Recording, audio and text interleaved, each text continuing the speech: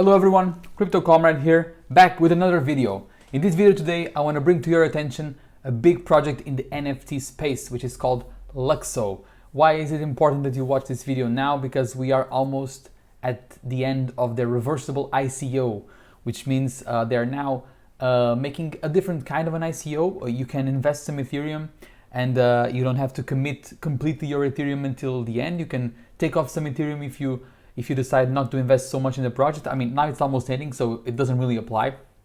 But it means that basically the price will stop being anchored down by the reversible ICO, by the attachment of the tokens with the fixed price in the reversible ICO. So it will most likely go, I think, I might be wrong, it will most probably go into price discovery very soon. So taking into consideration the current NFT craze that is going on, it might be a good investment now. So what is Luxo and why is it not only a good NFT buy for the current hype, but also for the long run? Well, this is a very broad project with a huge scope. So if you read what they have on their site, you'll find that maybe they're not as not as easy to understand, but I'll try to explain my best capabilities. So they're a blockchain that provides standards and solutions to create physical and digital consumer goods. So they're betting on mixing the physical and the digital, what they call the phygital goods, okay? And they'll use the benefits of blockchain technology to increase the transparency, the circularity, and have some identity and traceability into the products, okay? Now, they talk about universal public profile. So this is mostly a lifestyle and fashion blockchain, okay? This doesn't become really apparent here, but you'll see with the projects they are involved with that that's what they're going for. And as far as I know, they'll have first mover advantage. I have yet to see another project trying to tackle the fashion and lifestyle industry. So, people in that industry, they love the exclusivity, the rarity, the scarcity, being able to have that. I mean, I'm not into that, but I can understand that a lot of people are into that. They want to have that expensive wallet. They want to have that expensive pair of shoes, that expensive dress that's made by this and that creator, which is very scarce and rare, okay? So this is where this blockchain comes in. With universal public profiles, you'll be able to have creators, both, regular content creators like YouTubers and Instagrammers and whatever, bloggers, and real creators on the other side of the fashion industry, like designers from Chanel and etc.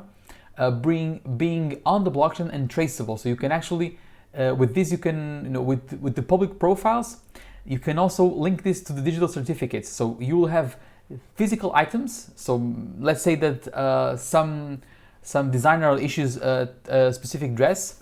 They'll be able to attach an NFT to that dress. So that dress will always be able to, always be able to prove you have ownership of a true original dress as long as you have the NFT, the corresponding NFT.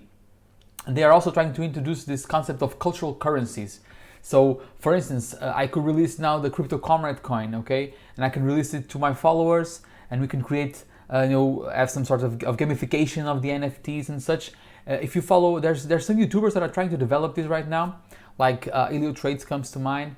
But imagine famous Instagrammers and bloggers and fashion designers being able to interact with their audience by issuing specific tokens that make them a part of their culture, of their niche, of their medium. This has huge potential. So, but I think the thing that should leave you most bullish about this project is who is advising this project. Okay, first of all, who is founding this project? Who is leading this project? The first person is Fabian Vogelsteller. If you don't know him, you should. This guy was in the Ethereum Foundation since the early days.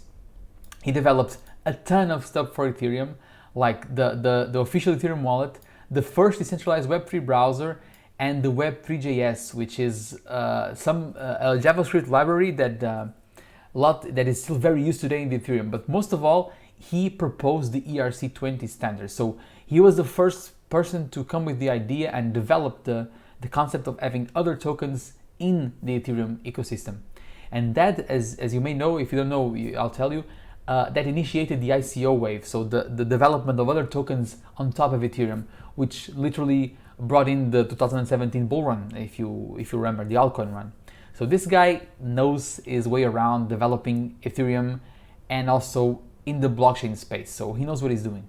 And this is his wife, which is the co-founder. And she's an architect, but she has worked with a lot of branding. And she has worked in Ernst & Young's Digital Innovation Lab. So she also has a way around, but she's been working more with the brand so she has been a brand strategy. So she knows about marketing and putting the name out there.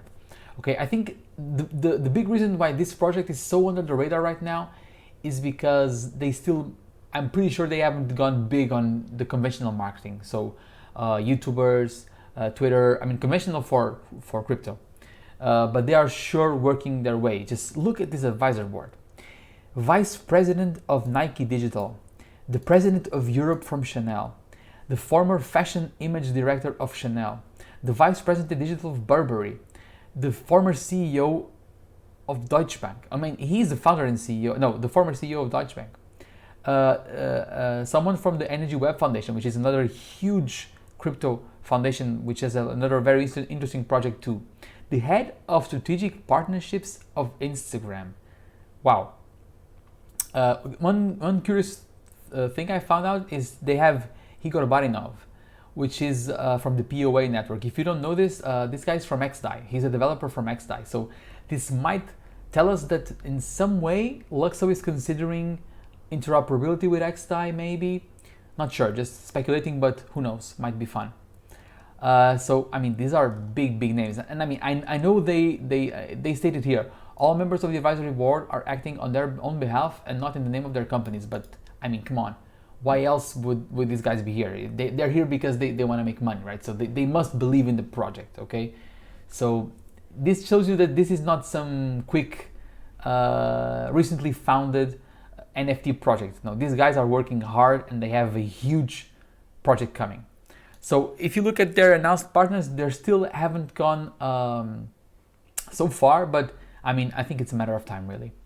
Now, their white paper is huge, okay, 146 pages, so I gotta be honest, I didn't read through it all, but I just wanted to show you some particular things I found most interesting.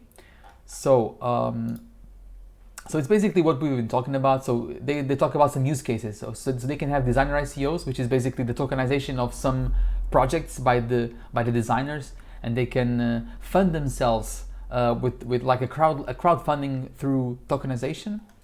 They also can use the blockchain for provenance, so you can make sure that, for example, when a company says they're building their products with like ethical consumption practices and mindful consumerism, that can be traceable on the blockchain, so you can know where it came from, what it went through, and also you can keep the identity of the product. So the physical product will have a digital equiparable, an NFT that can prove that that product is authentic. Okay. So basically that's it. They're physical collectives and digital collectibles. So it's that partnership, that mix of the digital and physical, which they call the Phygital, which is a very nice project. They will also enable you to have a digital closet, which you can show your dresses or your shirts or whatever fits your taste. Which is another way to showcase what you own. And so, like, I think this is a huge market. I mean, I'm not into this this kind of stuff. I like technology, not this, but I can see that this has room to be good.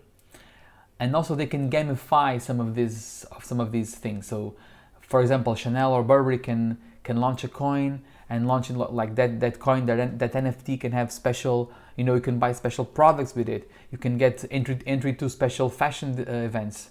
So they can gamify a little bit of this part of the fashion industry. And of course, this will allow them to also sell and trade and buy all these products on their platform. And finally, this can lead to great customer engagement on the creation. So they can enable the customers and the fans, so to speak, to participate in the conception, the creation events. So they can, they can have a more intricate connection with their followers, so to speak, to help them develop their own products, the creators, of course. Now, if you look to their Twitter, why is it important that you, if you are interested in this project, that you act fast? Because the reversible ICO, as I said, is about to end, and we have about, I think, 15 hours or 16 hours until it ends. So after that, we might go on a huge price discovery mode. We can also dump, that's true, but I mean, this project has something going for it long term. So even if it dumps, you can dollar cost average, but I think you should act before the end of the ICO, because after that, there will be no Ethereum peg to the price. So this is like a peg that you are developing between Ethereum and the Luxo token, and that will end as soon as the reversible ICO ends. So the only thing that will drive the price after that will be demand and supply and demand. Okay. If you don't want to commit your Ethereum, you can also go to KuCoin and buy this token directly on KuCoin, which was what I did, because I didn't want to pay the Uniswap fees. So I went straight to the Uniswap fees. No, I mean the Ethereum fees. So I went to KuCoin. And finally, we can look at some price action. We can see how the token has been doing. And of course, it's always the same thing, guys, right? You can always say, well, I'm too late. It has already pumped. It's already gone high. But of course, you could have bought it for 20 cents. Okay, but I mean, we're on a bull run, so this will be true for most of the tokens, right? And you cannot think like that. You have to evaluate the fundamentals and see, is this a project that has something going for it? Can this grow? Can this be big? And I think the answer is yes.